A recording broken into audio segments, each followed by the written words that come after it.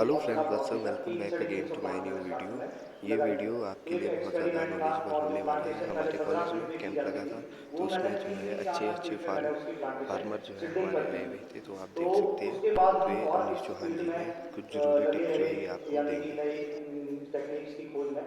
तो बाहर से कुछ एप्पल कंसल्टेंट्स इंडिया के लिए आते थे, जो जिनके प्रोनिंग कैंप्स होते थे, न्यूट्रिशन उनके कैंप्स लगते थे। तो एक भी कैंप में कहीं छोड़ता नहीं था, जहां भी मौका मिलता था हम पहुंच जाते थे।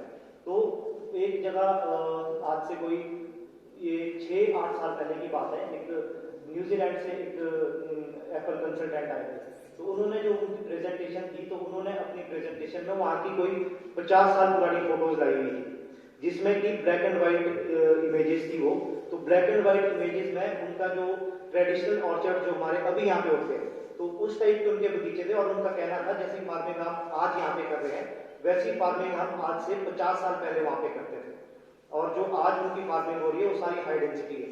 तो उस चीज को हमने देखा कि इसमें कैसे हम ये चीज यहाँ पे कर सकते हैं। तो उन जितने भी एप्पल कंसल्टेंट्स यहाँ पे आते थे, हम उनसे कांटेक्ट लेते थे बाय व्हाट्सएप पे, या फिर जिस तरह से भी उनके हम टच में रहते थे। जो जो सीखने को मिलता था वो साइड बाय साइड प्रैक्टिकली अपने ऑर्चर्ड में हम उसको करते गए। तो इसमें काफी सारी चीजें हमारे को नई सीखने को मिली। अब अगर हम थ्योरी के हिसाब से चले, यूट्यूब पे काफी सारी वीडियोस थी। यहाँ पे जिस टाइम हमने शुरू किया था आज से 10-12 साल पहले, तो हाई डेंसिटी पे शायद 1-2% लोग थे जो कोई काम कर रहे थे, बाकी सारा ट्रेडिशनल चला हुआ था। तो उस टाइम एक नया कॉन्सेप्ट था यहाँ हमारे लिए ये। तो आज तो अगर हम हाई डेंसिटी पे काम करते हैं तो बहुत सारे हजारों बगीचे लगे हुए हैं, तो हम लोग वहां पर जा करके काफी नॉलेज वहां से मिल जाती है। लेकिन वो एक ऐसा दौर था, हमने काम तो शुरू कर दिया, बट आगे करना क्या है वो नॉलेज हमारे को अपने प्रैक्टिकल से ही मिलती थी। तो थोड़ा बहुत जो एप्पल कंसल्टेंट्स बाहर से आते थे, उनका जो बोली हुई बातें थी वो हमने प्रैक्टिकली जब किया, तो एक चीज से उसमें कम से कम 10-10 चीजें और निकलकर सामने आई।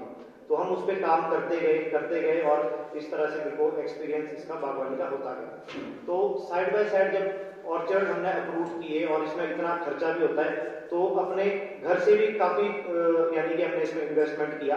तो साइड बाय साइड हमारे को एक इनकम भी चाहिए थी कि हम कैसे इसमें अपना पैसा हम इतना कमा सके कि हम ये इन्वेस्टमेंट अपनी जेब से हम खुद कर सके। तो हमारे पास वेराइटीज सिलेक्शन भी काफी हो गई थी। यहाँ पे कुछ कंपनीज इंपोर्ट करती थी, उनसे हम इंपोर्टेड प्लांट्स लगा करके अपने ऑर्चर्ड में लगाते थे। तो हमने जो वेराइटी कलेक्शन मेरे पास हो गया था, तो उसके बेस पर हमने नर्सरीज का काम स्टार्ट किया। तो पहले छोटे लेवल पे किया, आज से कोई ये 8-10 साल पहले की बात है, 7-8 साल पहले। तो उसके बाद हमने उसी काम को थोड़ा सा बड़े लेवल में करने की कोशिश की।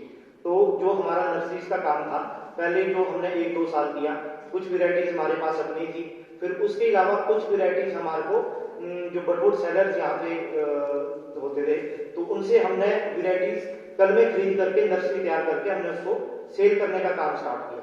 लेकिन उसमें हमारे को थोड़ा सा ये था कि जो एक ऑर्चर्ड हम साइड बाय साइड हम कर रहे थे, तो उससे लोग भी काफी विजिटर्स हमारे पास आने लगे। तो उससे हमारा एक नाम भी हो रहा था, पहचान भी हो रही थी। लेकिन दूसरी साइड एक बिजनेस आप किसी चीज में कर रहे हैं, तो हम किस तरह से उसको मेंटेन रख सकते हैं कि हम पूरी ईमानदारी से उस काम को करें। क्योंकि बडवुड्स हमने किसी और से लिया, हम तो पूरी ईमानदारी से अगर कोई वैरायटी मिली है तो हमने उसका एक ब्लॉक बना दिया, हम उसको लोगों को दे रहे हैं। लेकिन जो बडवुड हमने आगे से खरीदा है, क्या वो हमारे को सही मिला है, ये हमारे एक शक था।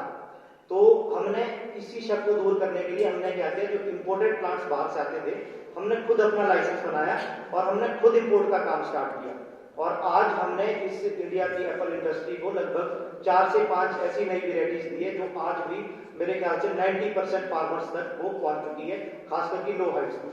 और अभी भी हम इंपोर्ट का काम करते हैं। साल की जो लेटेस्ट वेराइटी हमने इंपोर्ट की है वो है बिग बक्स, जिसके कि पूरे इंडिया, पूरे एशिया के हम ऑफिशियल इकलौते इंपोर्टर है।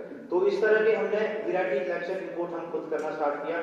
तो वेराइटी कलेक्शन का एक मेरा शौक था, वो शौक ऐसा बन गया कि वेराइटी कलेक्शन हमने काफी ज्यादा वेराइटीज हमने अपने पास लगानी शुरू की। आज जो मेरा ब्लॉक है उसमें लगभग 42-43 नई वेराइटीज लगी है, जो कि पिछले 4-5 साल में इंपोर्ट हुई है। तो उसके ऊपर मैंने साथ में जब इतना सारा हमने काम करना शुरू किया, विजिटर्स काफी सारे आते थे, तो एक साल में मेरे पास हजारों लोग विजिट करके मेरे ऑर्चर्ड से जाते थे। लेकिन उसके बाद क्या हुआ, बीच में कोरोना काल आ गया।